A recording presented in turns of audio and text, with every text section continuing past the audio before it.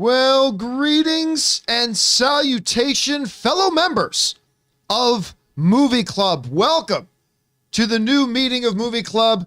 I pound my imaginary gavel, and no, that's not a euphemism, to call this meeting of Movie Club to order, as we are here to talk about what some people consider to be the greatest comic book movie of all time. I don't personally have got it in my top 3, but some people consider the best comic book movie ever made, the masterpiece by Christopher Nolan, The Dark Knight. To talk about Dark Knight with me, of course, is Robert Meyer Burnett. Robert, how you doing? John, I'm doing very, very well. I'm a planner. And what is a schemer?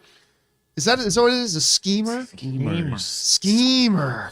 Sitting next to him is the king of the schemers. He's Ray Ora. Ray, how you doing? Scheme right here, baby. That was a euphemism. And I, of course, am John Campea, and of course, we're joined here by the Joker as well. It is good to see you guys and have you guys here, as we are here to talk about The Dark Knight, a truly remarkable film that even today, what year did The Dark Knight come out? 2008. That even now today, 14 years later, oh my God, I just felt old. 14 years later, still holds up, still considered to be one of the greatest comic book films of all time. Still, for a lot of people, their favorite movie of all time. And it was an absolute triumph, The Dark Knight. When I started watching this thing last night, again, I was like, if this released in the movie theater like yesterday, it would still be acceptable. I mean, it's a good-looking film. It's a great-looking film. Oh, had you seen this before, Ray? I have. Who was the cinematographer on it? Was it? It's Wally Pfister. I was going to say, it was Wally Pfister, right? Who went on to try to become a director, did that Johnny Depp movie, and he never directed again. No. But anyway, yeah, Wally Pfister did great on this. I still remember. Oh, and guys, look, I should let you guys know, this is how Movie Club is going to go. The three of us are going to talk about the movie here for a bit, and then once we're done talking about it amongst ourselves, we're going to throw it open to you guys, the other members of Movie Club. If you want to get in a thought, observation, comment, whatever, about The Dark Knight, go ahead and use the super chat feature in there, and we'll read those off once we get to the end of us talking about this. And it's welcome to everybody who is joining us today for Movie Club. Good to have you all here. So let's get into it. The opening, let's start right from the opening. This was the first movie that used IMAX cameras, the first mainstream Hollywood film to use IMAX cameras to create sequences in the opening sequence. Yeah, at least for sequences. Yes. But I remember the very first press screening I went to, they did it at a full IMAX theater. And I remember, because the movie just opens, and you see that cityscape with the camera pushing in. Yep. And I remember being in the theater when that came on, because that's one of the sequences in IMAX. And that came on, and we were just like, oh my God. Like, it looks so good. And they had released that sequence by itself like 6 months earlier. I don't know if you ever went and saw it in IMAX, but well, I agree with you, John. That shot, and then the glass blows out, the camera pushes in, and these guys, and how about that music? Yeah, that's what I was going to mention. I mean, everything about it is just, I mean, it's incredible. Yeah, and then they push in, of course, and then the very first person we see, even though we don't know it yet, is Joker. With his mask in his hand, camera pushes in, car pulls up, he jumps in the car, off they go to the bank, and of course, the bank heist ensues. And of course, eventually the guys all immediately we get exposed to the fact that Joker is a schemer. He had this all planned out. Oh, yes. Each of the guys start to take each other out and all that kind of stuff. I love that one part when the guy's breaking into the safe and the guy behind him says, hey, where's the camera hacker? And he's like, boss told me to shoot him, one less share. Funny, he told me something similar. Wait, no.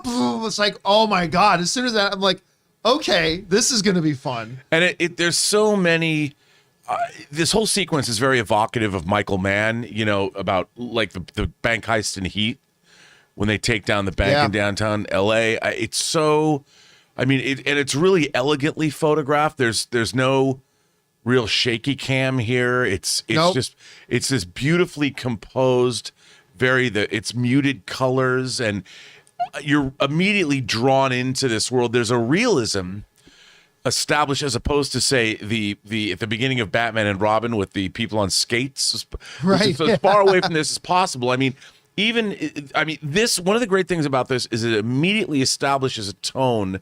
I love to say verisimilitude, but there is a lot of verisimilitude in this sequence, and it feels very immediate. But because it's shot in IMAX, it is larger than life. You haven't seen anything quite like this before. And I have to go back to the music that's playing throughout this whole scene. It's in the background, but it tenses you up. It's like a real tense scene throughout the whole thing. Like it. Oh yeah, it it's- just feeds into that Yeah, well. It's almost like a drone. Yeah. But it's so well, and the way the scene just builds and builds and builds. And you know who you're stealing from? By the way, William Fichtner. William Fichtner, and that's by the way, Aaron, our own Aaron Cummins, did a show with him before. But yeah, who pops up in everything. Yeah. I remember the first time I Who met, was also in Heat. yeah, He was in Heat. the first time I met William Fichtner, I think it was was he in Red? I can't remember if he was in Red or not, but I was interviewing him for something, and it kind of came up that I was Canadian. He goes, we're from Canada. I'm like, my hometown is Hamilton, Ontario. It's like, dude, one of my favorite memories. She's got favorite memories ever. I went to go see, what was it, Ozzy or something like that. I drove across the border. We went to Ivor Wynne Stadium in Hamilton, Ontario to see this concert. We drank on that side of the border and blah, blah. He just went into it. I'm like, this is the greatest thing ever. I had never interviewed a movie star who started talking to me about my hometown. So that was pretty great. But he goes, do you have any idea who you're stealing from? And just the fact that the way he comes out of his office, just blowing these guys away with his gun. And even when he's dying, he's like defiant, right? Right. Hey, the crooks in this town, there used to be honor and stuff like that. And you know, I guess, I can't remember. Does he live? No. Well, okay, so wait a minute. He puts the thing in his mouth. He puts the grenade in his mouth. And then the pin comes out and the smoke comes out. Does the explosion happen afterwards? I can't remember. I don't think it explodes. I think so maybe he's he lived? I thought he detated it as soon as it got into the bus. Didn't No, he? when he got in the bus and he drove away and that pulled the pin out, and then just smoke came out. But he was I can't shot remember. pretty badly. And the one thing about this opening sequence, my only critique of it, is that Joker's using like a machine gun, and you don't see any blood squibs. Like nobody in the Nolan Batman series, they can't show blood because they would get an R rating with that kind of a violence. So that's a compromise that Nolan had to make as a filmmaker in order to get that rating. But the key is you never felt the compromise. You never felt like it. everything, even from the iconic, legendary pencil scene, or when he kills Michael Jai White, or when whatever. Like, yeah, you realize when you go back and watch it, wow, we didn't actually see blood, we didn't see a lot of stuff, but you never felt. No, like you because didn't I see mean, when he blood. slams that head down on that desk Oh. with it, I mean, it's brutal. What I love about the Joker, especially from that first scene, is the way he handles guns. He's so careless, but when he needs to target and shoot something, he's so spot on. Yeah. You know, but he's so scared. He's like just wailing it everywhere and it just spraying bullets everywhere. And then the reveal of his face. That You know, line.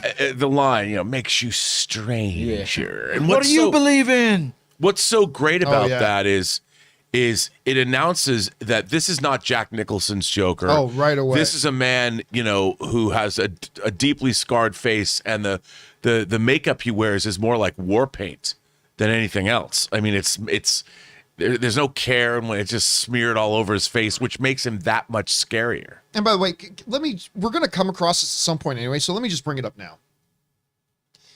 As you get further and further away from something, and as something is known to be one of the greatest ever, you can start to forget how great that one something was. Heath Ledger as Joker. My God. It is, there's, I still remember back in the time, a lot of people, the only reason he's nominated for an Oscar is because he died. If he didn't die, they wouldn't have given it to him. Yes, they fucking would have. They absolutely still, if he had lived, he absolutely would have still won that Academy Award, and he absolutely deserved it. That scene, like, here's the thing. He took every mundane bit of dialogue.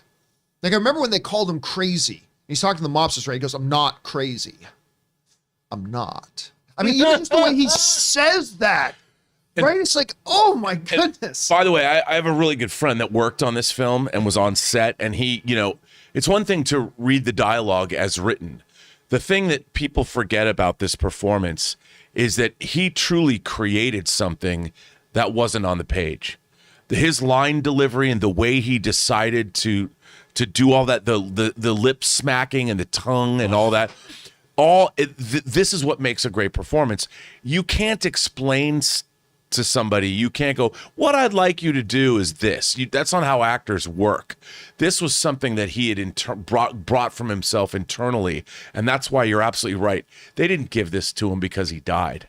He would have won this whether he was alive or not. This is one of the great pieces of acting, and I would say in the 21st century, certainly. I agree. Because it's an actor at the height of his craft creating something. When you write a screenplay, John, you always want an actor to take something, the lines you've written, the dialogue, and breathe new life into it. Right, something that isn't on the page, something that you as a writer or a director didn't even envision. And this is the height, this is the pinnacle of that. And I'm sure, I don't know if I've ever heard Christopher Nolan talk about this. I would love to know what he thought the first time he said action on set, and he heard or he saw, because my buddy David Irwin, who was on set and working for DC at the time, said that it was just, people would just sit on the set and marvel at what he was saying and what he was doing. Like he said it was like nothing he'd ever seen before. And I mean, all of us, when we first heard he was cast, right? We could bring that up. Like, the world. The guy from 10 reasons, or what is it, 10 ways I hate you, or whatever that. Brokeback Mountain boy. Yeah, I mean, that was it. Like, really? That guy? And also how Batman Begins was, I was afraid of the Joker. Like, is he going to be so far out there? Like, it's going to take me out of the theme that Nolan was going for. Yeah, because you think about Jack's Joker, which fit perfectly in the Tim Burton Batman, but you just know the way this movie's already feeling just from the wide city shot, the bank robbery. Jack's Joker's not going to fit in here. Cesar Romero's Joker is not going to fit in here. What are they going to give us?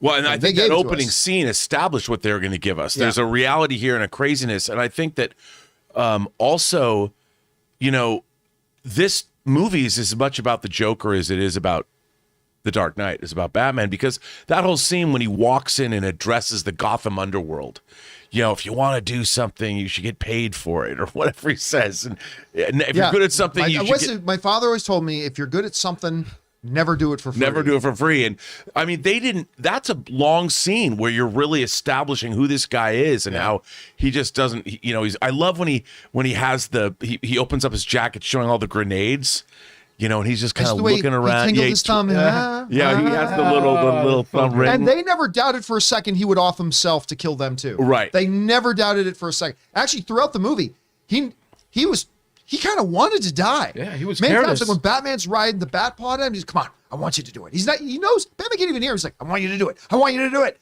And then, even then, like when Batman near the end, when he throws him off the building, right?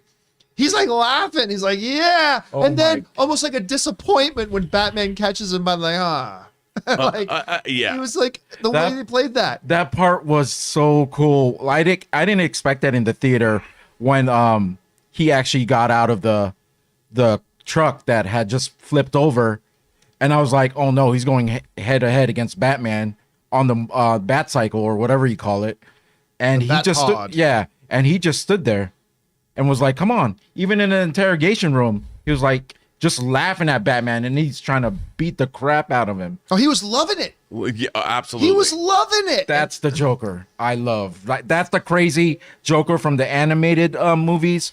The one that's careless and doesn't care. He just wants to get, just have his laughs. But it was all part of the plan. Yeah. It was all part of the plan. I mean, people talk about how this is 2008. We were 7 years after 9/11. And Michael Caine has the line that some men just want to watch the world burn.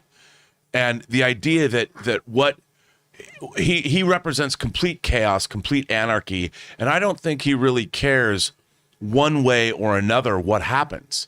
He's just an agent of chaos. And in a way, he doesn't care what happens. It all works for him, because the whole thing that he's presenting both to the Gotham Underworld and to Batman is that all the things that you believe in, all of it, it's all bullshit. I mean, and I am here to tell you, it doesn't matter who you are, what side of the world you're on. I'm going to show you why everything you believe in is BS. And then the kooky part in the hospital where he's in that nurse's dress too. Oh my God. That's like the Joker from the animated series right there. And another moment where he was like, yeah, shoot me. He gave Harvey the gun. He wanted Harvey to shoot him because he wanted to push Harvey, even make the end of his own life. He wanted to finish the job pushing Harvey over the edge, and now he's too far gone, and he was ready to go. Because he, in a way, he kind of is similar to the character that Spacey plays in Seven. You know, Spacey's drawing everybody in. He's way ahead of you. But at the end of the day, he's proving that all of the things that we believe in, everything that makes us good and everything, whether it's justice or whether it's our own belief in God's will or the Judeo-Christian culture we've all belonged to, he's like, nope, let me show you how quickly I can burn it away for you all. You all think you're moral, good people? Nah. And that's what he tried to do to Harvey. If Harvey killed the Joker, then the Joker wins. Just like John Doe 1 and 7. And this really was like, if it wasn't called The Dark Knight, it would be called The Joker, really, right? I mean, he on the posters, the marketing, half of the posters was just him, and it just said Dark Knight on it, but it was all Heath Ledger's Joker. I mean, I love it. Well deserved, because he's the standout of this movie. There's nothing else. No one else could have played this part the way he did. No, but you got to give it up to Christian Bale though, because his performance could have overwhelmed the entire film, but it doesn't. It works because Bale balances out the nuttiness. And by the way, you know, whether it's Maggie Gyllenhaal or whether, you know, you've got the Harvey Dent character and Aaron Eckhart and Gary Oldman, again, a standout as Commissioner Gordon, and everything that's happening in the film, all of these actors are incredibly strong. That's one of Nolan's suits, is that he hires these incredible actors and there's not a weak link in the chain. And now you brought up Harvey Dent. Let's talk about Aaron Eckhart in here for a second. A great example of stories are not there to serve the characters are there to serve the story. And while I remember when this movie came out, there was a lot of lamentation about the fact that they killed Two-Face. I mean, I remember after this movie, so many people were convinced Two-Face wasn't dead. That Harvey wasn't dead. It's like, yeah, he's dead. No, you wouldn't bring him in just to kill him off like that. Yes, you do, because it served the story. And characters are there to serve the story, not the other way around. But Aaron Eckhart, who I don't know why he's not a huge A-list star still today. Like, we look at things like Thank You for Smoking, and the dude's incredible. But what he brought to this character, first of all, there were two different characters he had to do. One, he had to be the White Knight. You know, Batman was the Dark Knight. He was the White Knight. He was truly the flip side of Batman's coin. Absolutely. Right? He was the other side of that coin. He was still, like Batman, brave, courageous, ready to stand up to corruption and evil and all that kind of stuff. But he did it all in the light, right? He still had I don't give a F kind of attitude, but he was doing it all in the light, and he was that guy, and you could totally get why Rachel would fall in love with him. You totally get it. But then he had to be Two-Face.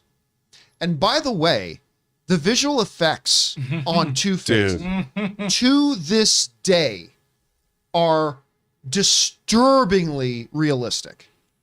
I mean, disturbingly real. Yeah. Like you, the way he would talk, the way the muscles would move, and the way the eyeball would move, just freaked me the hell out. And you know, it was great because it was very redolent of how he was drawn in the comics. That face, like you'd look at the comic version of it or the animated version, and go, they could never do that on a real human face, but lo and behold, they did. Way too good too, because that thing gave me nightmares for a few weeks afterwards. And even like in the thing when he's laying on the ground and the gasoline spilling, and it's the gasoline starting to cover half of his face, and you're like, oh, we know where this is going. As we see it's happening, and then the thing happens, and so like full kudos. As much as it's kind of like Paul Dano in There Will Be Blood, because he gets overlooked in that because the greatest actor of all time was also in that movie with him and outshone. And I think there's also a little bit of that here, that I think Aaron Eckhart's performance often gets overlooked a little bit because Heath Ledger was so brilliant as Joker. We forget how good Aaron Eckhart was as well, both as Harvey Dent and for the short time that he was Two-Face. And that just played off again so well. Morgan Freeman as Lucius Fox became like more and more valuable to this franchise as the first two films progressed, got in there to the point where he's very smart. By the way, that conversation between Fox and the employee who figured out that Bruce Wayne was Batman. What's his name? Reese or something? Reese, something like that. Yeah. And he's like, let me get this straight.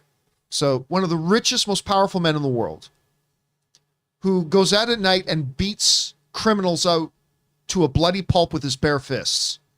And your plan is to blackmail him? He didn't have to say anything else.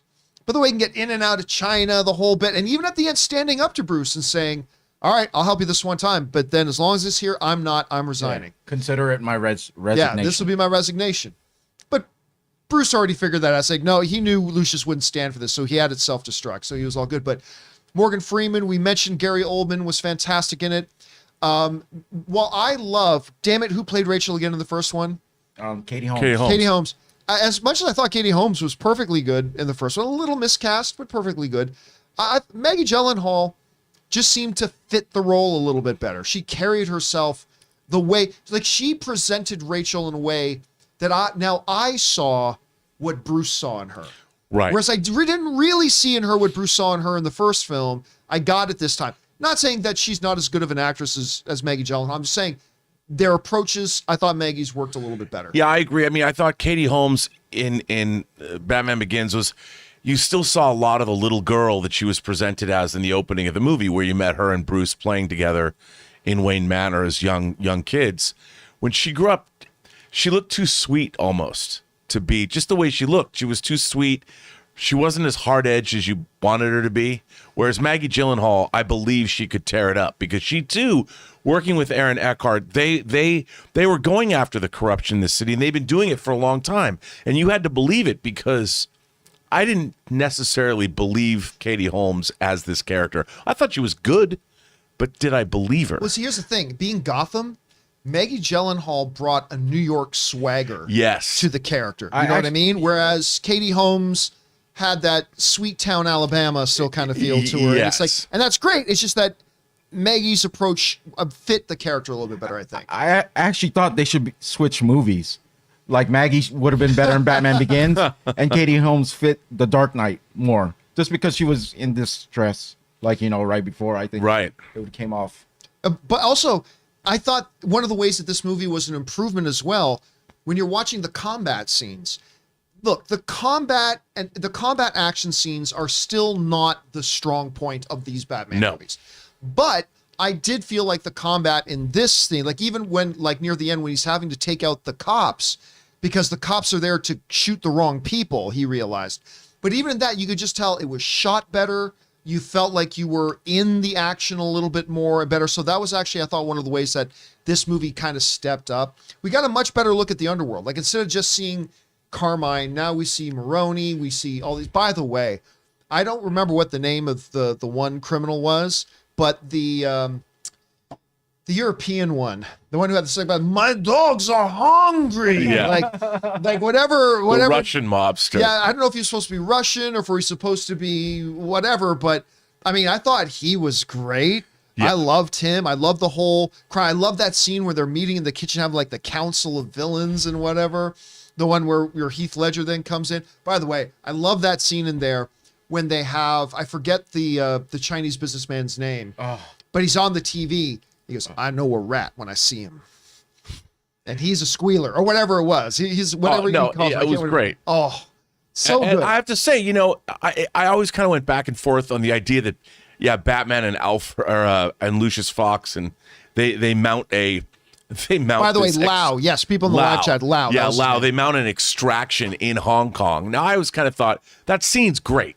I love that scene in Hong Kong. But the idea that they left Gotham and traveled halfway around the world to extradite Lau themselves, I was like... hey, when you're one of the richest guys in the you world... It doesn't matter. Although I remember thinking, like, as awe-inspiring as that scene was, he dives off the one building, pulls out the bat wings, goes flying into the windows, starts to take everybody out. But then that moment when he sends up the little balloon and then the cable and the thing catches them and the whoo, first of all, probably would have broke their necks. But that I remember they're going out and it's just this big double propeller plane. I'm like, China doesn't have radar? They can't. Oh, they cleared that. Follow that Wayne plane? Industries cleared that plane. Right, you're probably right. And Wayne it's part of Industries Laos part of the plane. underworld, you know. Flying over us right now. I still can't see Yeah, it. I mean, you know, the Tongs, the Chinese gangs are like, what good riddance, that guy. And I'm glad you brought up the Russian guy because it showed you like Joker's not only badass towards Batman, he's badass towards other villains. Oh, yeah, he doesn't give a Like- shit about anybody. That's why he came out to be so cool to me. Like even after watching it last night, I was like, okay, I hate to bring it up, the Batman, the Riddler, his performance. I got to put him over that one still. He's still the best villain. The scope of this movie too, like when you saw the I guess the funeral scene when Heath Ledger's dressed as a cop and that kind of pandemonium. There's great set pieces in this movie, but that action scene, the Bat Pod versus the Joker, the flipping of the semi truck, which they did for real. I mean, they're incredible sequences. I have to ask you something, Rob. Like, or both of you guys, on that bat pod scene when he's racing through, you hear the sound of zzz, but some shots to me it just looks way too slow. It wasn't matching the sound. Did you get that? Well, I didn't personally. No, it didn't bother me. I mean, look, I never feel that anything goes as fast as it should in these Batman movies. Because it can't. It's not the Fast and the Furious In any of these movies. Yeah, in any let's call what it is. In almost any of these movies. Yeah, I mean, Tim Burton, the Batmobile is driving like 25 miles an hour. It's never going very fast. It can't even turn a corner. Yeah, and I'm sorry, but in Speed, the movie Speed, that bus is never going that fast. Yeah, like they show the it's- shots, it's like, Yeah. that bus is not going the speed they're saying it's going. I mean, but in this movie, I really did. I picked because the Bat Pod, I thought it moved fast enough. I mean, there's so much great stuff in this that I enjoyed those scenes a lot. And you know, there is when he's on the when Joker's there and he's squaring off against the Bat Pod that you were talking about. He's got the gun.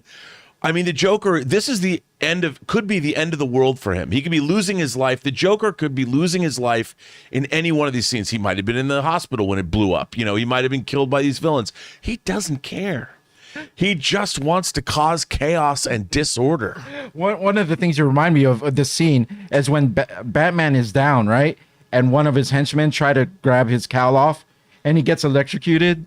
Joker, like, he's laughs like, at him. and then he does the little electrocuting, like, mimics him. Yeah. Those little things made this movie for me. Like, it was so funny. It was so Again, hilarious. Ledger picking up on that stuff. I'm sure all of that came right out of him. By the way, another one of my favorite scenes, and again, it involves Ledger. It's funny how most of my favorite scenes involve Ledger in this, but it's when he sneaks into Michael Jai White's. They think he's dead. They bring him in. Then he's got his two surviving guys. He goes, "We've got an opportunity for expansion. Unfortunately, we only have one spot open, so we're going to have tryouts." And he drops the spear of the broken pool cue. Go at it. And you know what? The funny thing is, we didn't even need to see that scene play out. Like, even if those two guys are on their knees and they have to look at each other and they realize one of us has to kill the other.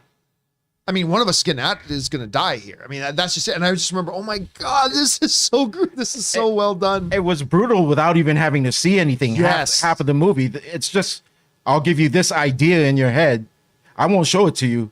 And you just think about it and it's crazy, right? It's like, Yeah, and then what's really I think people don't talk about it enough is that once Harvey Dent is disfigured and he becomes Two-Face, Joker has succeeded in doing something that he's always succeeded in doing, which is destroying one half of the scales of justice. The light, you know, you talk about the Dark Knight. He's the light knight. The Joker destroys him, you know, and takes away the veneer of civilization from Harvey Dent. And he's become that agent of chaos, what 9/11 brought to the United States and drove us all crazy. That's what happens with Harvey Dent. So the Joker is succeeding.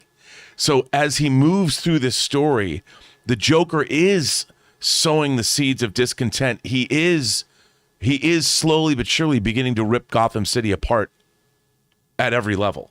So he is winning.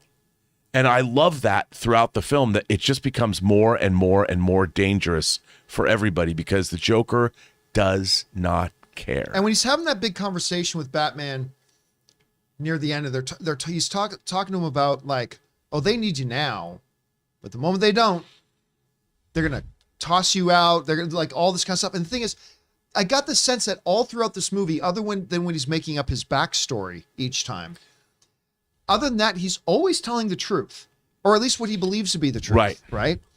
Now, I can't go through talking about this movie without bringing up the one thing about that movie, about The Dark Knight, that I thought was quite bad. All right.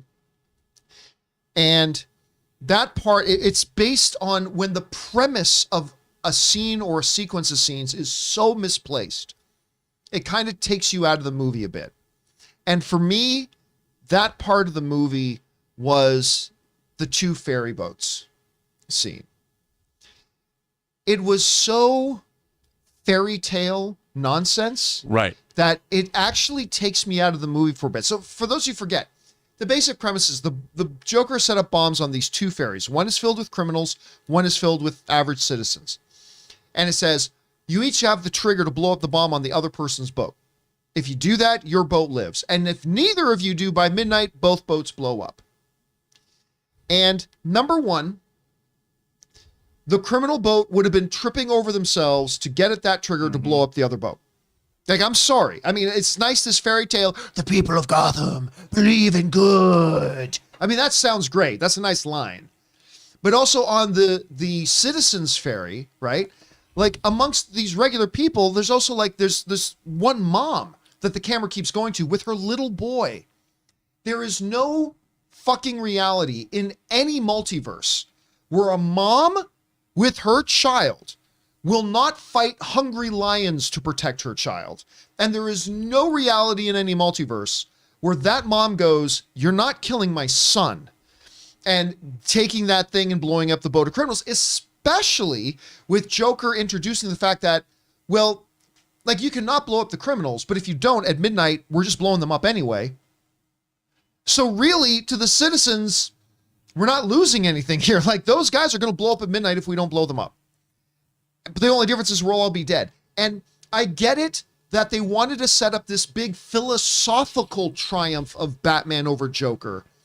To have that moment where Batman can see, you're wrong. The people of Gotham believe in good. And like, I get it. You wanted to have that big philosophical triumph.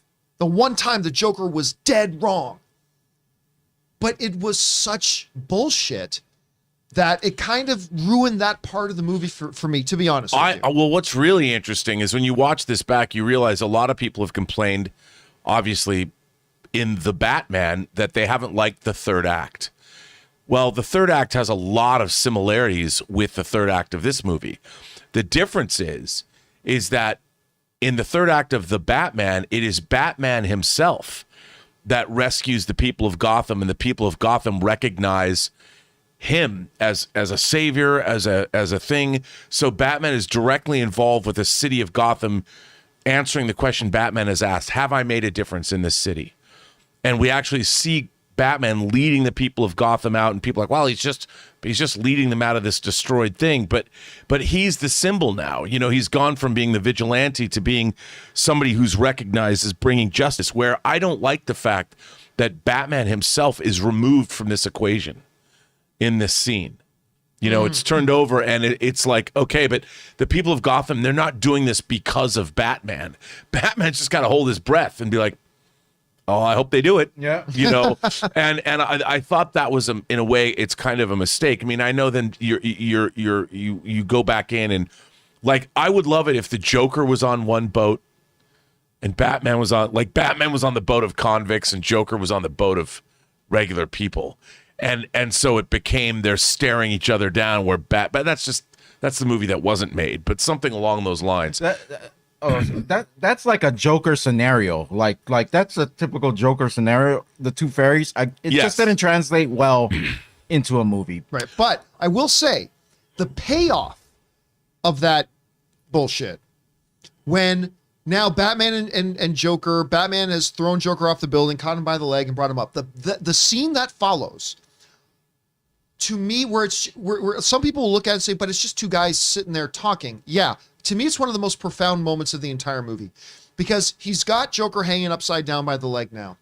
And it starts with Joker going into the conversation. You really are incorruptible, aren't you?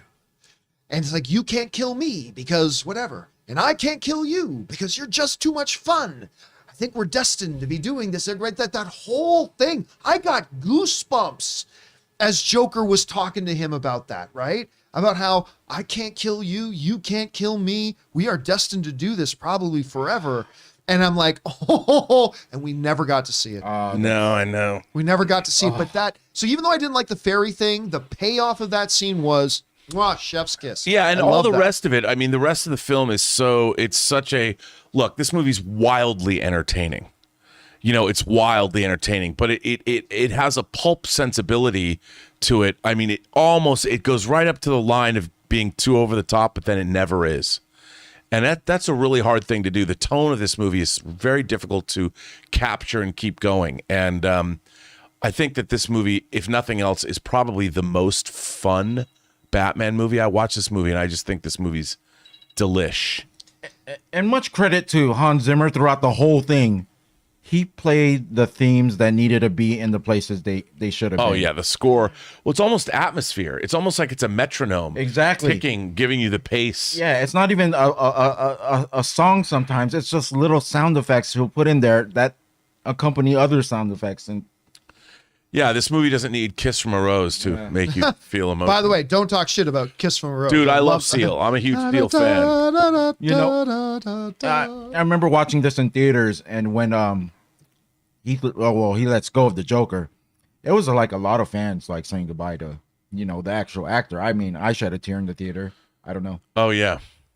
Also, what I really think is interesting too is as we now in 2022 look back at The Dark Knight, right? It's funny how there has been a shift and a double standard in a way. Because Bale's Batman kills some fools in this movie. At the end, he just straight up murders Harvey Dent. He kills Two-Face. He dives at him, tackles him to throw him off the thing to save Commissioner Gordon's kid in the process. And by doing that, he killed him and he was dead. That's why I think a lot of people, there was an argument at the end of the film saying, no, he's not actually dead. I was like, no, yeah, he's dead. He's dead. But I don't remember there being any complaints from people at the time. Nobody complained.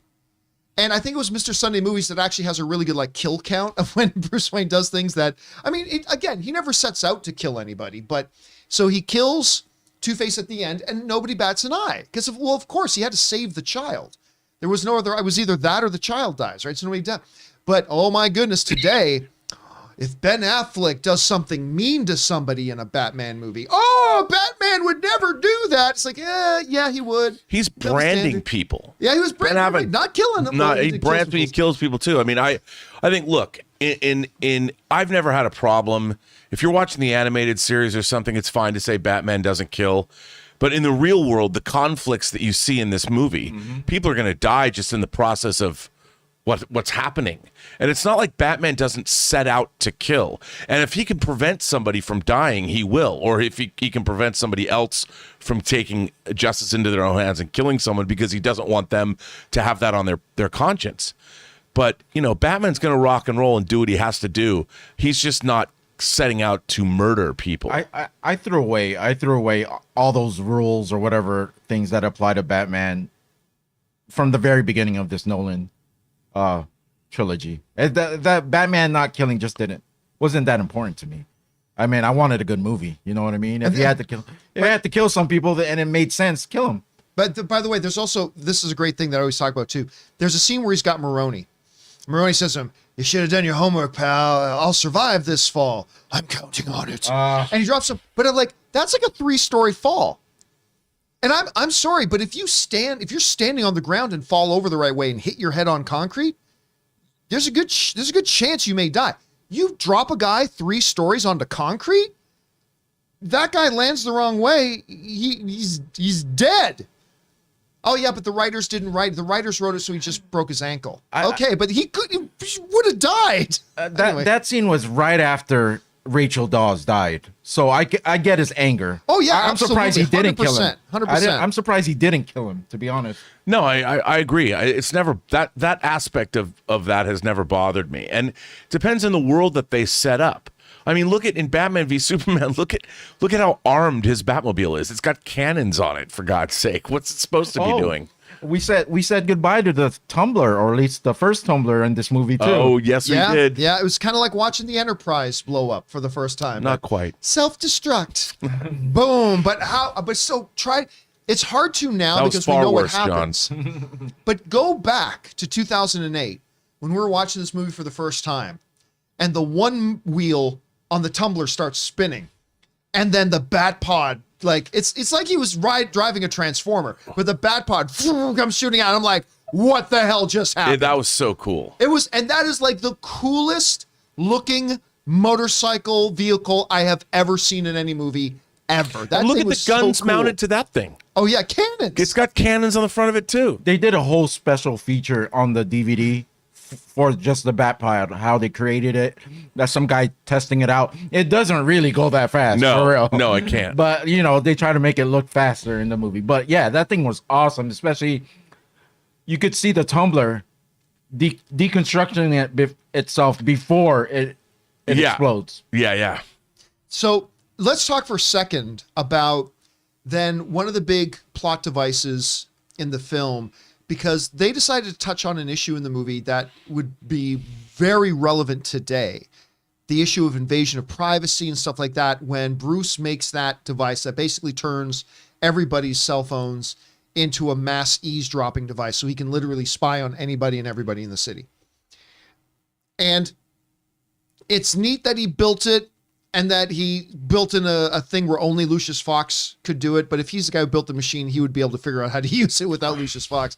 But then set it to self-destruct and all that kind of stuff too. But I thought it was very interesting that they made that in there, and a little bit ahead of the curve. They were talking about privacy, invasion of privacy, your expectation of privacy, all that kind of stuff. So I thought it was kind of neat that they threw that in there a little bit. It played a very small part of the movie, but I thought that was but it's definitely there. And in terms of law enforcement and what they can do now, and the technology exists, we're 14 years later, and these problems are now all over the place. I mean, it's our privacy. We've given it up. It's gone. We're carrying around phones that are broadcasting information out about us ourselves. How many steps we take. I mean, there's so much stuff that people can take off of your phone, that idea is more relevant now than ever. So that part of the film has aged quite well. Yeah, it really has. And what I enjoyed about this film, even with Batman Begins, is there were little scenes where Bruce is testing out his tech, or like, trying to make something else, or like develop something. I like those scenes with Batman, which is missing from the Batman movie that's out right now, which I miss. It didn't need to be there, but right. I do like that aspect of Batman. Well, now let me ask you guys, since everybody, it's the topic du jour amongst film fans these days, what movie do you guys prefer, the Batman or the Dark Knight? I'm going to say exactly what I've been saying all along. I have had 14 years to digest on the Dark Knight, right? I've had a couple of days with the Batman. Right. So I have to answer that question later. Honestly, I've only seen the Batman twice. It's only been a couple of days. So I'm not sure I'm ready for a definitive answer on that. But the very fact that this is even a conversation is a testament to how bloody good this new Batman movie is. The very fact that we even are that people are even asking the question is an amazing monument to how fantastic this new Batman movie is. So I'm not saying I think this new Batman movie is better than The Dark Knight. Like, after watching it, like, for instance, Heath Ledger's Joker, as great as Paul Dano is, and I think Paul Dano as the Riddler can be in the Best Supporting Actor conversation at the Oscars next year. I totally do. Heath Ledger's Joker shined a lot more as the antagonist of the film than Dano's did. And that's a big part of the movie. There are certain aspects of the Batman that I thought, this is a grittier, darker Batman than even The Dark Knight was. So there are things that work better in one, things that work better in the other. Again, I need a couple of weeks to think about it, so I'm not sure. See, I would say that comparing the two movies is actually unfair, because both of them explore the whole idea of what the Batman actually is in very different ways. The Batman is more of a personal story about a man coming to grips with what exactly does he want. What does he want to do? What does he want to accomplish? What does it mean to be the Batman? I don't think this movie delves into what it means to be the Batman, because we already know. This Batman has already established what Batman is supposed to be. I think what this movie is asking is, what do we as a people, like what kind of a world do we, the audience, want to live in? When, I mean, we're seeing it being played out on the international stage, even right now, that there are people that just want to watch the world burn.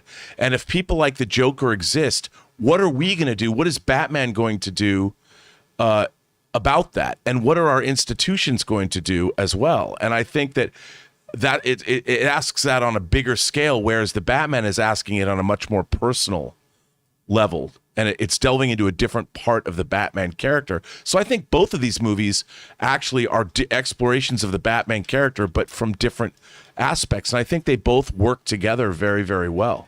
And something they both had in common was, I never thought I would care about the Riddler, or I would be scared of him, or a type of character like that. Matt Reeves did it with this, or Paul Dano did it with this Riddler in the Batman.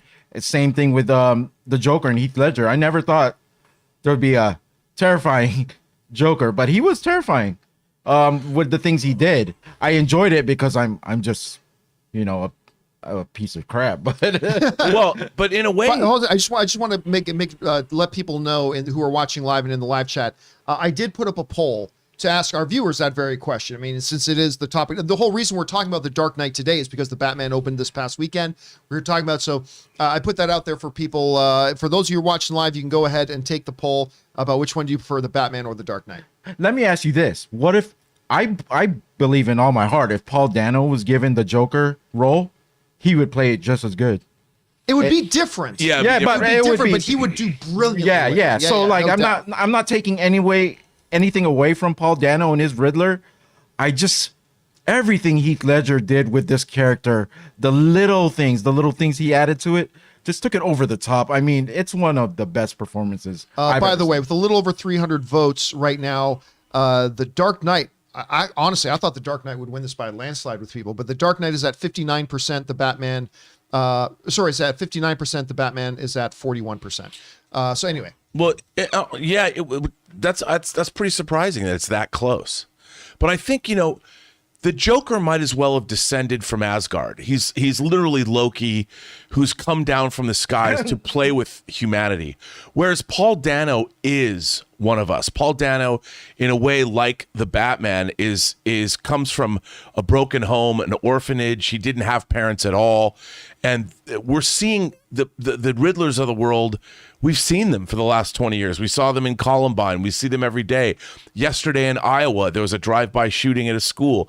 People radicalizing other people on the internet. And it's almost like the Joker's coming from on high and Paul Dano's coming from within us. Yeah. Two different kinds of criminality that the Batman has to deal with. And I think that the Riddler by design is not what the Joker is. He's not that. The Joker is always going to be that larger than life character, whereas the Riddler is a human being that is still retains his humanity, whereas the Joker's like, don't really care. I'm just here to see what chaos can I cause. Now, before we move on to taking the other members of our movie club here and taking their comments and observations, let's talk about the end of the film.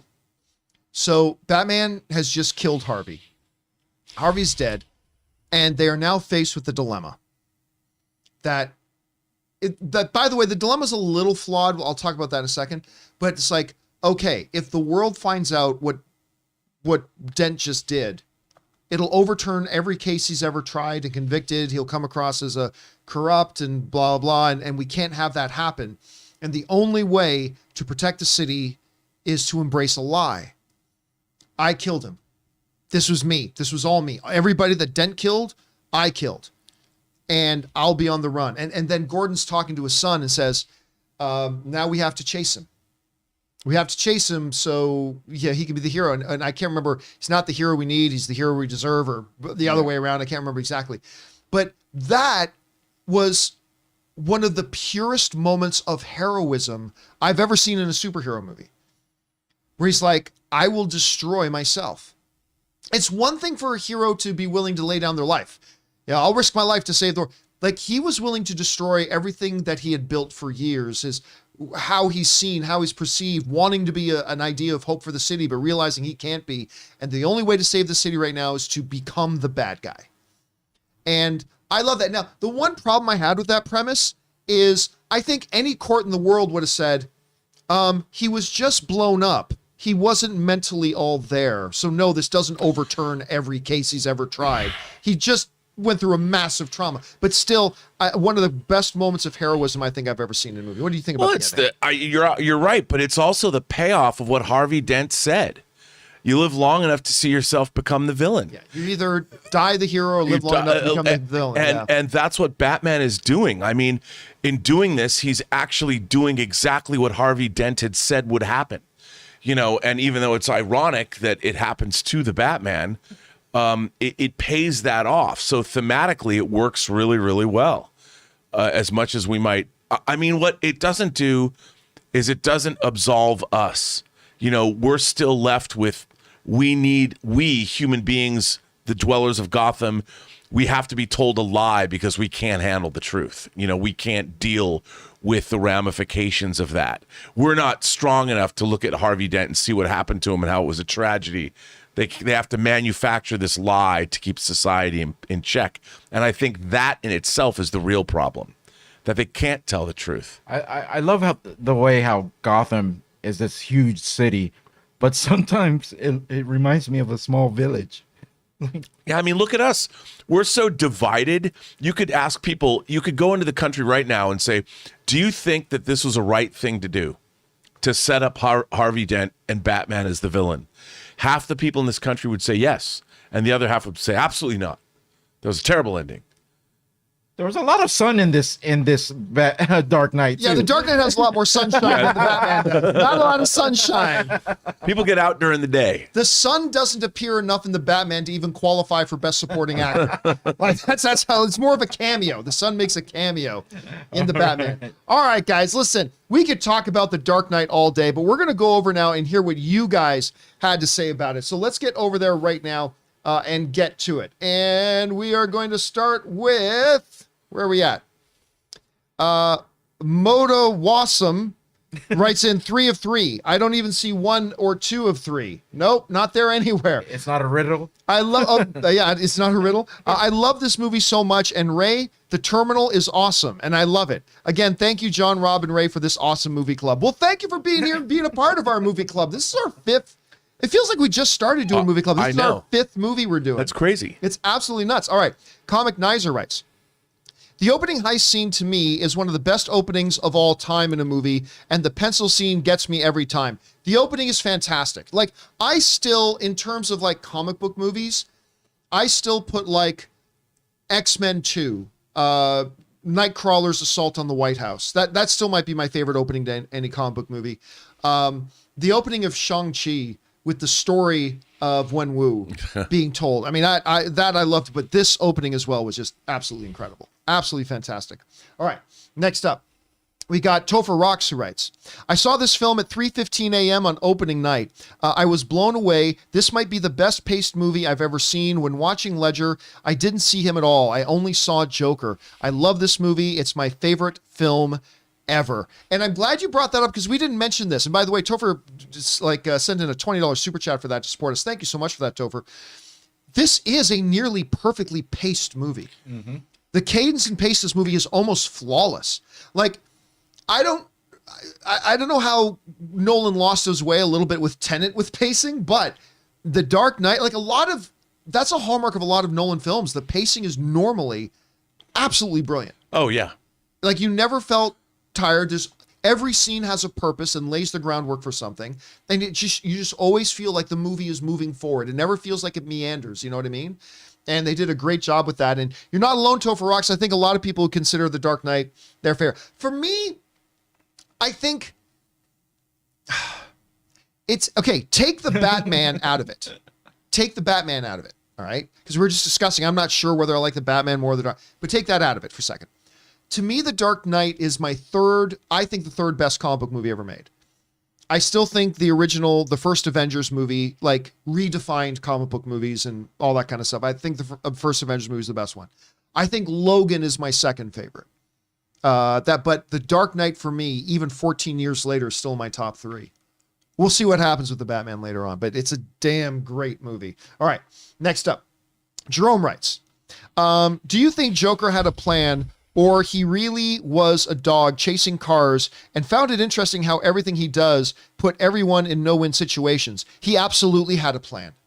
See, that's the thing. It's like him telling the story of his origins with his scars. He's making all that up as he goes along. But the very fact, I mean, just look at the intricacy of his plan. The way he in advance put the bomb and the cell phone in that guy's gut.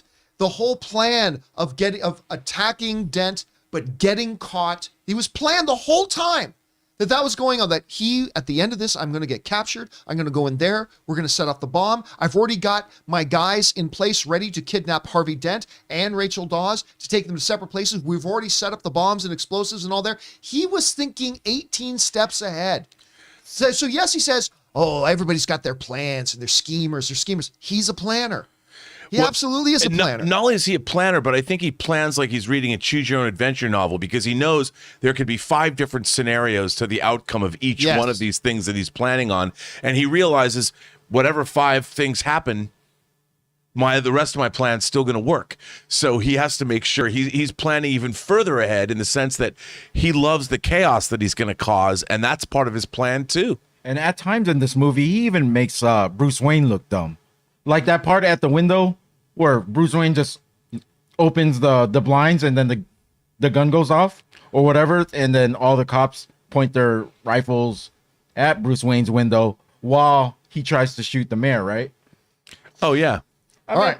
Why would he do that? Why would he open the blinds? That's clearly a trap. All right. Next up, Motasum writes, second part of this thing. This movie is also the only comic book movie where I feel that 2 villains work well. Unlike, say, Iron Man 2. Don't get me wrong.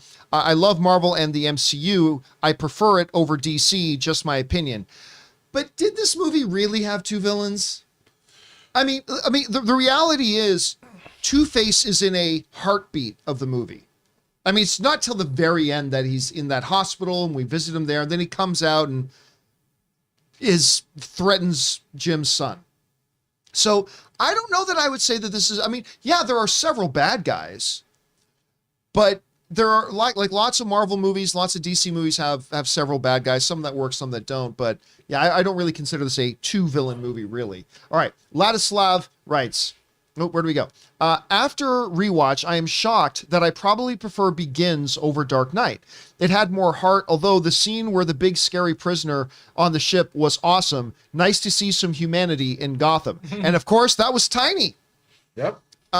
What was his name in the movie again? Zeus. So good. Hulk Hogan's arch nemesis. Yeah, and he passed away recently, didn't he? He's the president of the galaxy, man. Did he? Yeah, I think so. His real name was Tiny Lister. I can't remember. Was it Lister? Tiny Lister. He died recently. He's the president of the galaxy in The Fifth Element. Oh, I totally forgot about that. Yeah. You're right. But that whole moment goes, I'm going to do what you should have did 10 minutes ago. Takes it, throws it out. It's like, that's great. Never would have happened. Complete bullshit. But it was a great moment. It's good to see Tiny get his moment in there. All right. Let's see. Next up, Moda Awesome also writes, The Dark Knight is my #1 comic book movie. Everything about this movie is great. Each character and their choices fit who they are throughout the movie. The dialogue is magnificent and quotable. It is. There's so many quotable lines. So many quotable lines. Most of them come from Joker, to be fair. By the way, Eric Roberts as Maroni. Oh, yeah. You gotta understand, I have a total soft spot in my heart for Eric Roberts because he is the star of one of the girliest manly man movies of all time, Best of the Best. With James Earl Jones. Yeah.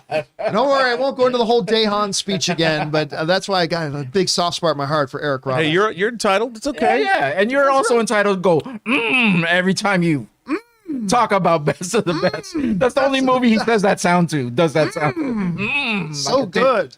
All right, next up, Ryan Lohner writes, I remembered so distinctly when I learned that Heath Ledger had died, I legit spent a couple of hours thinking it had to be a fake story.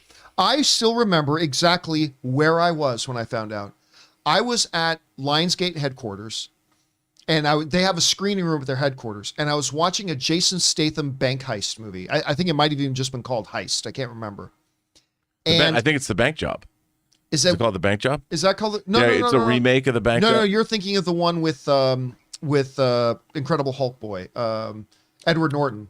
And that's that's The Italian Job. Is it called The Bank Job? Yeah, I think it's called The Bank Job. Okay, Heist or The Bank Job. It's really good, by the way. Yeah, I enjoyed it.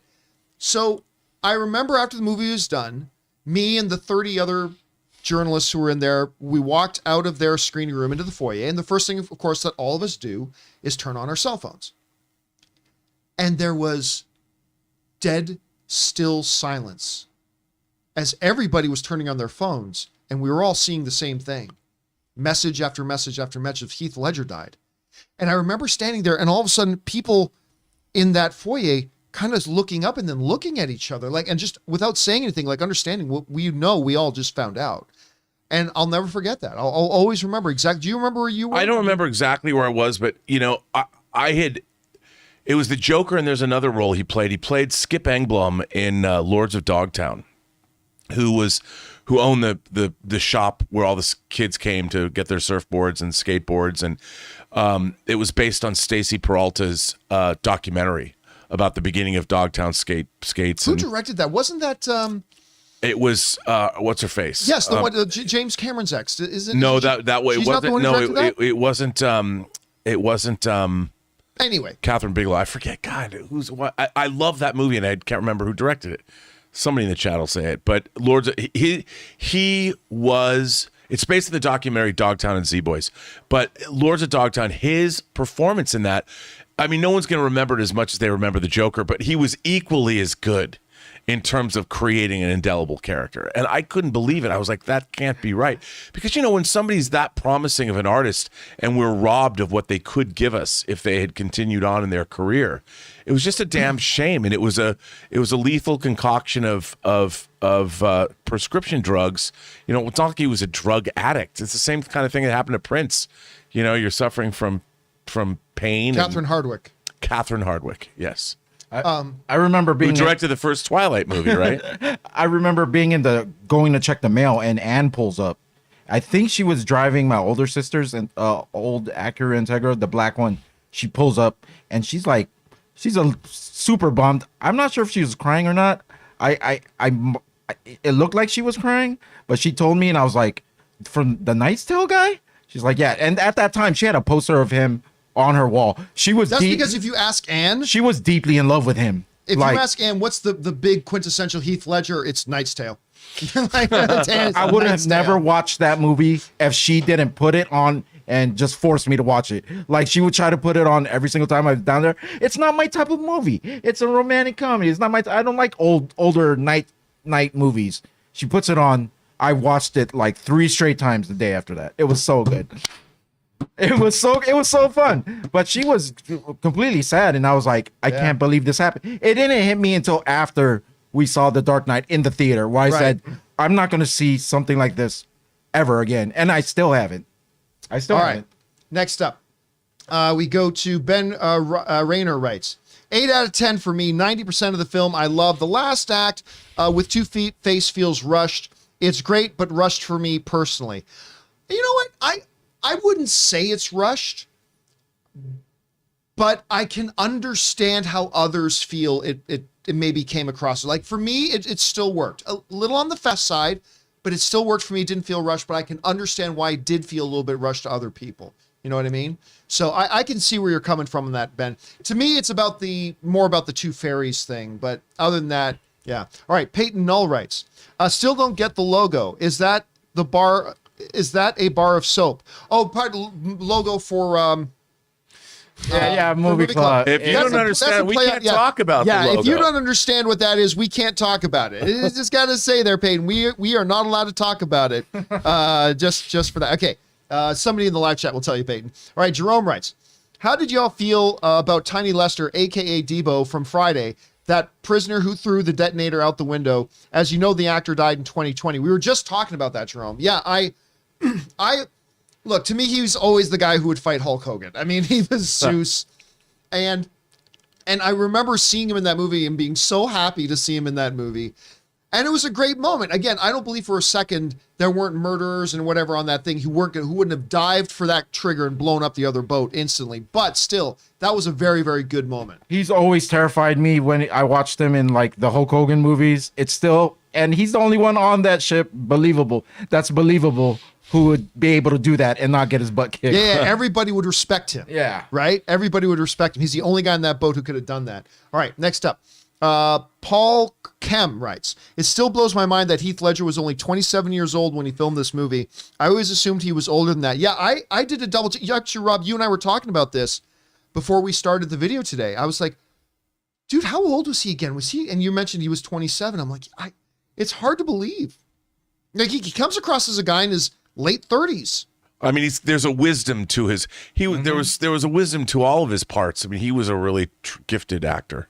He really was. I'll be honest. Heath Ledger to me was a bit of a hit and miss actor. Because for every time he did a Dark Knight or say Brokeback Mountain, which I think he got an Academy Award nomination for, he would have 2 or 3 that were really, so for me, like when he was totally on his game, he was world class. It's just that he wasn't consistently on his game. Let's just say that. But he was absolutely on his game in The Dark Knight. All right. Abraham Ruiz writes, even after rewatching, I don't get why a villain like Scarecrow would be minimized to what he's doing in this movie and Dark Knight Rises, but oh well. What else is he supposed to be doing? I mean, look, honestly, think about it. When you look at Scarecrow we're introduced in Batman Begins, he's now wanted. There's nothing physically very impressive about the guy. And so he's low-level drug dealing. Right. I mean, the character is the character. There's really not much more to him than that. I mean, there are some comic runs where he's written brilliantly, but that's who he was in these movies. So I personally had no problem with it. All right, next up. I just like seeing him. It's just great to see him. And he's great in Dark Knight Rises. Sitting on the tribunal. The tribunal with the whole thing, yeah. Great. It was good. It's cool that Christopher Nolan kept going back to me. Yeah. And Christopher Nolan has gone back to him again because he's going to be he's starring in Oppenheimer. He plays Robert Oppenheimer. He's going to be the lead in Christopher Nolan's next film. All right. Crashing Coyote writes, the Batman makes TDK look like Thunder Force. I mean, hey, you're entitled to your opinion, Crashing Coyote. Abraham writes, if you're good at something, never do it for free. I love that line. Even though it's coming from the Joker, it's still a good quote to live by. It absolutely is. I completely agree. And that's why he's a great character, because a lot of what he says is truthful. Yep. Truth. Yeah. The truth right there. If you're good at something, never do it for free. All right, next up. Black Rice 19 writes, I always felt like this movie needed an intermission after Rachel's death. I'm always emotionally drained when the third act starts whenever I rewatch. You know what? He's not wrong. He's not. There are some times, but not many movies accomplish this like The Dark Knight did. But when Rachel dies, you almost feel like you needed a 5-minute break to just let it sink in. The movie, of course, cannot do that, and it has to continue to plod forward, and it does. But I felt like we were never given the time to really take in Rachel's death, which I think was shocking to a lot of people. Like, she's not going to, like, neither of them are going to die. I mean, you kill the love interest? Yeah. Sorry, go ahead. No, go ahead. And then they pretend to kill Gordon. Yep. And the first time I watched it, I was drinking all the Kool-Aid he was serving me. So I totally believed he was dead the first time I watched the movie. Yeah. So they're taking you on this roller coaster. So you know how they really sell you that he's dead? When the cops go to his family's house and tell his wife. Yes. I don't care if you're trying to protect me. You cannot do that. Like that. No. All right. I'm trying to imagine, like, if I did that to Anne, I would be dead. Like, it's like I would absolutely be dead. All right. Jamie Sundays writes, I remember I was 13 years old when this came out. I went by myself and sat next to an older man, and I remember him and I turned to each other and said, I think we're watching one of the best movies ever made. I remember being completely in awe of the film, inspired me to be a filmmaker to this day. See, for me, that's like a Star Wars movie. It was, even though I was like 5 when Star Wars came out, Star Wars was the movie for me that set me on my lifelong path of being a major movie fan, right? The Dark Knight is that for people as well.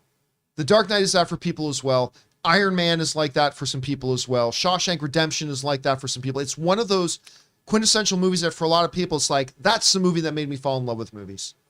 You know what I mean? So absolutely. I think you're not alone in that, Jamie Sundays. Well expressed, man. All right, next up. Black Rice 19 says, Aaron Eckhart is so underrated in this. Absolutely. Ledger is so good. I feel like we forget about Two-Face. I still think this is Eckhart's finest performance. I don't. Eckhart's great in it. Don't get me wrong. As particularly as Dent. He's great as Dent. But you got to see Thank You for Smoking. I've seen that. He is so good in Thank You for Smoking. Yeah. He's not given a lot in terms of range in this movie. Right. He's the White Knight. He's the White Knight. And while, yeah, his turn, his heel turn is good, and he's good in it, but it's not like he's not, he just doesn't have that much to do. Yeah, he just wasn't given the platform to really show off the acting chops a lot. But I would encourage everybody, if you have not seen Thank You for Smoking, directed by Jason Reitman, who just recently directed the most recent Ghostbusters Afterlife movie. Also directed Up in the Air with George Clooney, Juno, things like that. Go and watch Thank You for Smoking. The Descendants. It's wonderful. The Descendants. All right, next up. Jerome writes, what do you think happened to Ramirez after Two-Face knocked her out, since it's implied that Gordon thinks she's dead, with 5 dead, 2 of them cops line? Well, I mean, if Two-Face is consistent, she won the toss. She won the coin toss. So my assumption is, I mean, he was living and dying by that coin toss. My assumption is that she's alive. Maybe missing whatever, but my assumption in that was that she's alive. All right, Jamie Sundays writes, in 2018, they re-released it in 70mm IMAX, showing Nolan's true way to watch it, and saw it at City Walk. It was the best theater experience I ever had. Yeah, now, of course, you have to remember, I mean, the whole movie wasn't shot in IMAX. Right. There's only scenes, but yes, when you see it in a 70mm IMAX, which is where I saw it for the first time, the scenes that are shot in IMAX instantly overwhelm you. And I mean that in a totally, totally good way, like in a totally great way. All right, next up. Aller Canine writes, I was 8 when this came out, and I remember having to beg my parents to take me. Joker gave me nightmares for a few weeks later. And yeah, I mean, listen, if you're younger, that Joker is... Love that Joker, John. Love that Joker. First of all, a lot of people are afraid of clowns. We have a buddy who's like deathly afraid of clowns. That's a lot of people. Oh, yeah. Whoa, way a lot of people. So just that, and then he's a psychopath, murderous monster. I mean, yeah, God bless him. I totally get that, dude. All right. Let's see. Fanimator writes, when I first saw it, I didn't like it that much, but recently rewatching this film for the 5th time, oh my God, it's one of my favorite movies. 9 out of 10. What a movie. You know, I maybe 4 times in my life, I've had a movie that I did not like when I first watched it and then later fell in love with it. Me too. The only one that really, really comes to mind is Inglourious Bastards by Quentin Tarantino. I, with a capital H, hated that movie the first time I saw it. Hated it. I thought it was terrible. Fast forward like a year or two, and this is before I met Anne. It was one of my earliest days in LA. I just moved to LA recently, and I was on date with this girl, and we went back to my place, and she felt like watching Inglourious Bastards. So I just want to keep her happy. So I'm like, okay, sure, even though I hated it. And then we're sitting there watching it, and I just ignored her because I was like, this movie is awesome. What? Like, was I in a bad mood the day I saw it?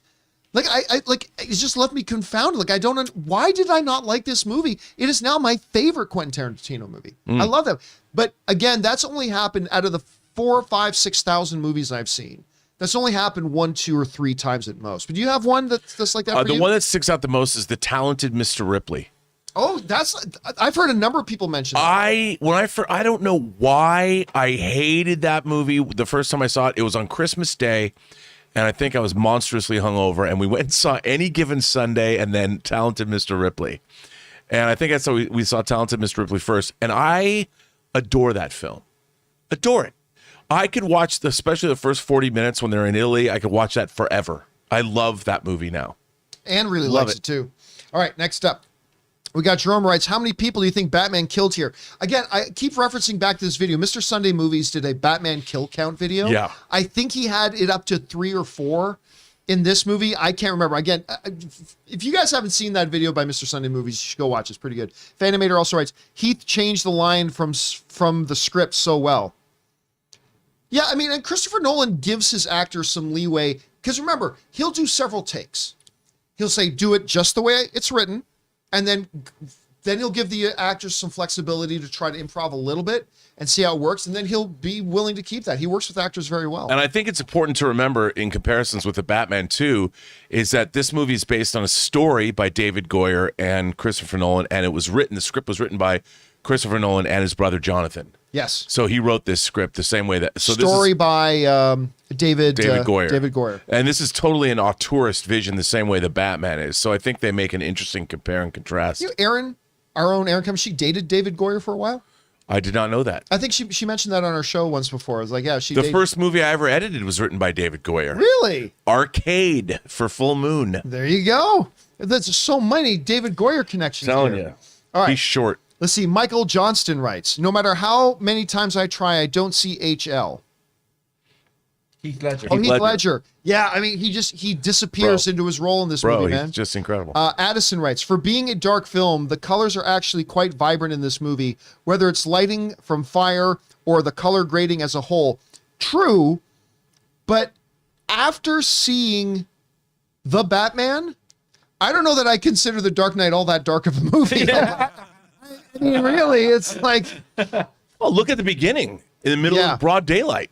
You know, it's not a heist during the dark. It's a heist during the day. And the weather changed dramatically. It's always raining in Gotham now. Yeah, now it's always raining and it's always nighttime. It's like it's an Alaskan city. It's always night, 60 days a night. All right. Next up, we got Spying Mentor 087 writes, hey, John, Rob, and Ray, today is my birthday. Happy birthday to you, birthday. man. May you have a wonderful birthday and a fantastic year ahead for yourself, man. Have a great one. Thanks for being here and joining us on your birthday.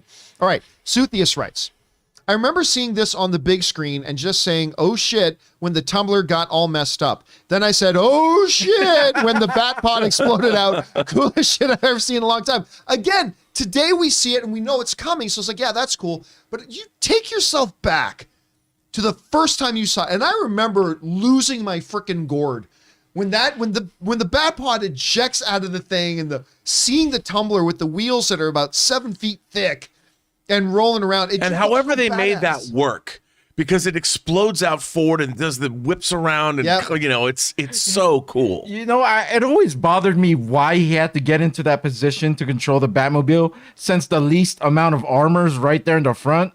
Like if he did a head on, his head would have gotten smashed. Weapons control, main weapons. He went in there. I can't. But now it made sense. Yeah, it totally made sense. Totally after makes that. sense. All right. Sir Q27 writes, one of two. I live near the city and my dad used to work downtown. When I was old enough, he and I watched the movie and later we drove around and he pointed out all the places that they filmed. I guess you must be in Chicago. Like, here's where they flipped the truck. I saw it from my office window. And that's where they actually blew up the building. The explosion was huge, etc. I will always love this movie. You know, it doesn't matter how long you're a movie fan or whatever. I still get a remarkable kick whenever I'm able to physically be at a place I recognize from a movie. And like to me today, you know, the movie that Edward Norton is my co-star in, the Incredible Hulk. Sure. They literally shot that on the street that my apartment overlooked. When I was doing the movie blog, I was living in this little bachelor apartment and I would overlook it, and they shot it right there on Main Street in Hamilton. And now to this day, when I watch that, but like Hamilton is used in so many movies and TV shows, like Doom Patrol, Titans. Like it's they use it an awful lot for like 100 movies or whatever. But it is, or when you're living in LA and you're walking around, it's like they shot that here, they shot that here. It is the coolest feeling in the world doing that. And whether you're a kid or an adult, I still get that feeling, Sir Q. I still totally get that feeling. I'm glad you did too. All right. Jerome writes, think Two-Face should have lived in the end. Totally would have ruined the message of the movie. He shouldn't have lived. That wouldn't have served the story. You don't sacrifice your story. You know what? This character's really good, but the story calls for his death. It needs his death for us to have, for the story to conclude the way it's supposed to conclude. If he didn't die, Batman wouldn't have, they wouldn't have blamed everything on him. They couldn't have done the end of that movie. Yeah, no, he had to die. Again, that's the thing. Bad filmmakers make the story serve the characters. Great filmmakers make the characters serve the story. Stories, you say this all the time, Rob, story comes first. Story comes first. And for them to get the story to where it needed to be, Two-Face had to die. Unless I'm watching. Yeah, unless Ray's watching. All right. Next up, Hugo Alonso writes, I love Gordon's monologue towards the end of the film, accompanied by Hans Zimmer's score. It's a truly magnificent ending to a great film. Yeah, after, again, a monologue that couldn't have happened if Two-Face didn't die. Right. But as Batman is running away, him talking to his son, kind of a weird conversation to have with your son, but still, the great monologue is it was a great way to end that film, Hugo. All right, Brandon Townsell writes, OG, Campea, Rob, and Ray, what's happening? I still remember going to see this movie opening day, and I've seen it 100 times since. Joker is a bad MF in this movie, and the pencil disappearing trick will never get old. It never gets old. No, it does not. I've seen that scene 50 times, and I'm watching this movie again last night, and even when it happened, I'm like, that's so cool. Okay, I got a match trick, and make the pencil go, boom. But see, that's what they say. This Joker does not look physically intimidating, but he can handle himself. Oh, yeah. This Joker can totally, as a matter of fact, we didn't get to see what happened, but when he goads the cop, when he's in the holding room and he goads the cop into physically attacking him, we don't see what happens. We see him coming out with the cop with a knife to his neck, right? This is a Joker who can handle himself, and he has no fear. And he has no fear, and he'll kill you. Yeah. He has no problem killing. None. Okay, let's see. Next up, we've got...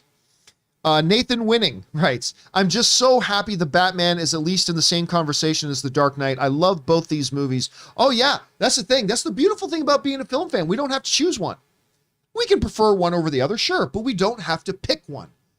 And again, if you had told me, by the way, our poll finished at 60% Dark Knight, 40% the Batman. If you had told me 6 months ago that we would be even having this poll, and more than 3% of people would be picking the Batman, I would have said, what? Like the very fact that it's that close amongst people, and that it's even in that conversation, it's a huge thing. And now we've got yet another fantastic Batman to celebrate. Fantastic Batman movie to celebrate. All right. Where are we at here? We're at Jerome, who writes, I think there were ways Joker's plans could have failed, like if characters made different decisions than he expected. Sure. But that's part of his brilliance, is that they made decisions that he guessed they would make. He anticipated. But again, there's many times it could have ended, because Joker, like, his plan was to get caught and get into the prison. But he was totally ready to throw that plan away to have Batman hit him with the bat pod. Hit me, I want you to do it. I want you to do it. But he didn't, and he kind of maybe in the back of his head knew Batman wouldn't do it. Yeah. So that's a testament to just how brilliant he was. Mr. Hank Dunn writes, I love this movie, but Batman never felt like Batman to me. It always felt like Bruce being Batman rather than the other way around. Absolutely. Yeah. Like that's fine that they do that. But that's why when Ben Affleck's Batman comes around and we finally had a Batman that to me felt like Batman was the real guy. When the mask was off and it was just him alone, he's Batman. When he's talking to Alfred, he's Batman. And then when he has to go out in public, he puts on the fake mask of Bruce Wayne.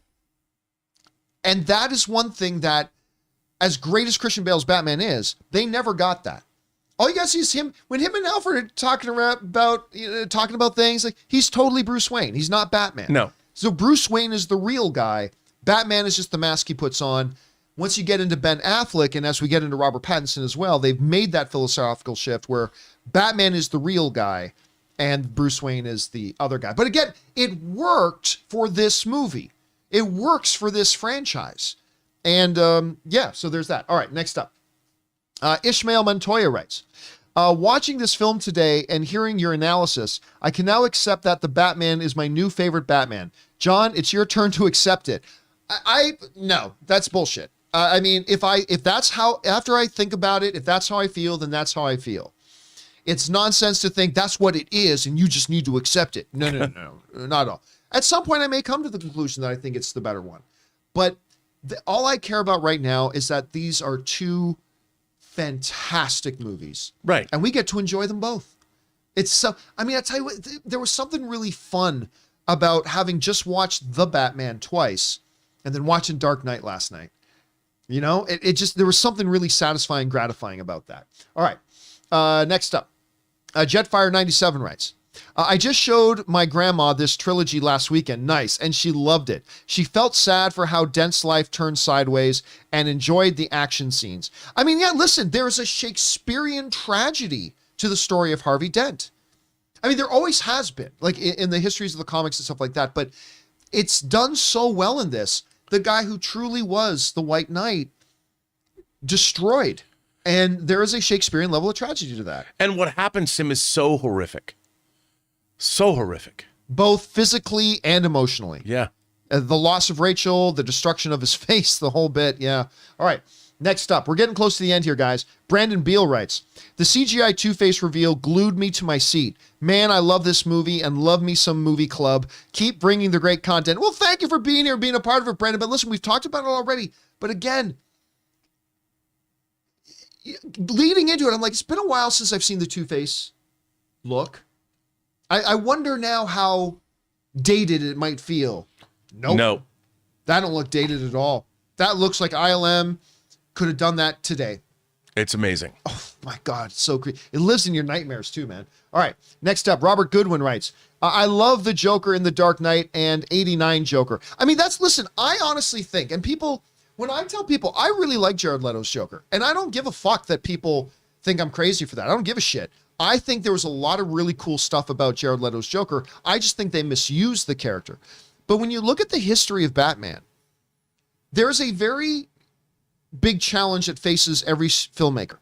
Make a Joker who is, in his DNA, Joker, but also completely unique from any other Joker we've ever had. Heath did that for Jack's Joker. He embodied that spirit of chaos that Jack's Joker had, but in a totally different, more guttural sort of way. Yeah. Then when you moved into, I think Jared Leto's Joker was a very different, was quintessentially Joker, but manifested in a very unique way. Joaquin Phoenix's Joker, very much that spirit of Joker, but manifested in a very, very different way. And going all the way back to Cesar Romero and whatever, but I've personally really liked all the iterations of Joker. I have too. They're all very different and they all work in their own ways. And I have to say, I really loved seeing Heath Ledger.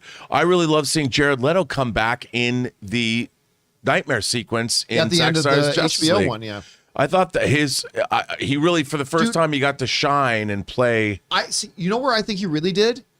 Again, they should have used Joker and Harley a lot more in the first Suicide Squad.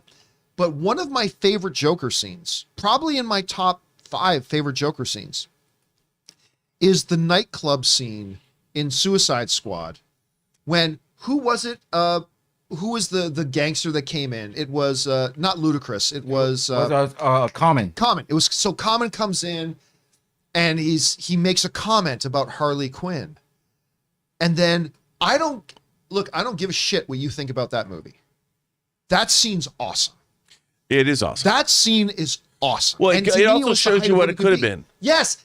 And that's the frustrating thing. That scene tells you what this Joker could have been if they'd given the character a little bit more breath in it. But yeah, I really dug it. Okay. Anyway, that's just me. Enough me going on about Jared Leto's Joker. I mean, obviously, I still prefer Joaquin Phoenix's Joker. I still prefer Heath Ledger's Joker, obviously. But I just thought it was a really good iteration in and of itself. All right. Next up. Purple Haze 4564 writes, Hey, when Joker was thrown off the building, I feel like it was a great callback to Jack Nicholson's Joker falling off the building and died. You know what? You might be right about that. I never really considered that. Nope, but I can see where you're coming from. Although I will say this too. If you go back and watch that scene, he was falling a long time before Batman got him by the thing.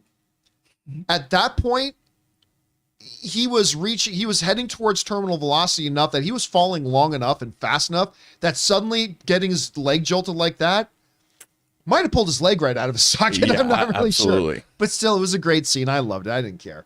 All right. Next up. Casey Mack writes, want to see a magic trick? I can make this pencil disappear. Boom, it's gone. Again, such a great, one of the, maybe a top 2 greatest Joker And moments the first of all time you see it, it's totally unexpected. Oh, That's why yeah. it was so in the movie. It was a perfect way to establish Joker without a shadow of a doubt that he is a murderous psycho. That he's willing to kill at the drop of a hat. I love that about that sequence. Yep. All right. Next up. Christopher writes, is DC relying on Batman too much? No. Similar to how Lucasfilm always falls back on legacy characters. No. There is no such thing. It's only, are you making good movies? That's it. It's all people care about. Are you making good movies? Look, I always bring this back. People try to say it's not the same thing, but it fucking is the same thing. Nobody complained. Man, this week, another Breaking Bad? We just had 2 Breaking Bads in the last 2 weeks. Another one? We just had 8 of them last year. Look, as long as you're telling good stories and the character is working and you're staying fresh with it and you're bringing new things to the table, no. Listen, winning cures everything. If you make 2 bad movies in a row, then you're getting too much of it. If you make 3 completely great in a row, then you can't get enough. It's kind of like the same discussion people have with the length of a movie. If it's 3 hours, if it's great and it works for it and it's the right pacing and it's 3 hours, then the more the merrier. And so, no, I don't believe they're falling back on Batman too much if you're making him work. And this Batman movie completely worked. And again, like, what's a show I'm watching right now? Or maybe like Peacemaker. I just watched, was it 8 or 9 episodes? It's 8. 8. I just watched 8 weeks in a row of I just watched 8 episodes in a row of Peacemaker. I wasn't getting tired of it. They weren't relying on it too much because it was always great and I couldn't wait to tune in again. It's not like next he's week. an A-list character. Yeah, and it's not like, so yeah, no, I don't think they are, as long as they're making it well. Once they start making it not well, then yes, and it's getting into it too much. All right, that does it for all the questions. Then we had a couple people just send in super chats to be supportive. Future Millionaire, and that's a great name, sends in a $10 super chat just to be supportive, as does Daniel Yusuf Abdu, sends in a super chat to be supportive. Thank you so much, guys. And guys, with that will conclude with the gavel this meeting. We now call adjourned for this meeting of Movie Club. Guys, thanks so much for being here and being a part of Movie Club this week. On the John Campea Show tomorrow, we will announce what next week's Movie Club. You know what? I'm actually going to put together a schedule. We forgot to play our commercial. Oh, yes. I'll have to edit that in. I'm going to have to put together a schedule for Movie Club that's like 3 or 4 weeks in advance, but we'll talk about that a little bit later. Guys, that will do it for us for now. Thanks a lot for being here and joining us for Movie Club. For myself, Robert Meyer Burnett, Ray Ora, Heath Ledger, thanks a lot for being here, guys. And until next time, bye-bye.